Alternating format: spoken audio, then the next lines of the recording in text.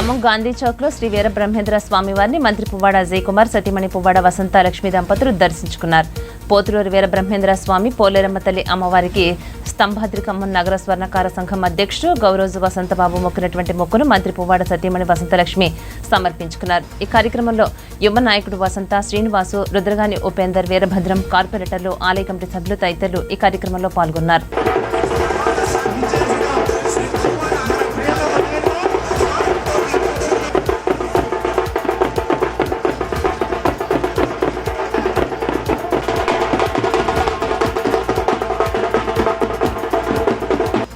మా అన్నదమ్ములకి అందరికి కూడా, మా అక్క చెల్లెళ్ళందరికీ, మా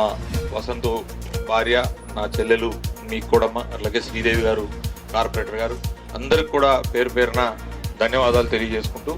మీరు ఏ ప్రేమ అభిమానం అయితే చూపించి నా మీద నన్ను హక్కును చేర్చుకొని రాజకీయాలకు అతీతంగా కూడా ఆ రోజున ఛాంబర్ ఆఫ్ కామర్స్ కొప్పు నరేష్ గారి ఆధ్వర్యంలో వారు ప్రెసిడెంట్గా ఉన్న సమయంలో అన్ని శాఖల ద్వారా ఏకగ్రీవంగా ఛాంబర్ ఆఫ్ కామర్స్ తీర్మానం చేసి పువ్వాడ అజయ్ కుమార్కి ఛాంబర్ ఆఫ్ కామర్స్ అన్ని శాఖల నుంచి ఆ రోజున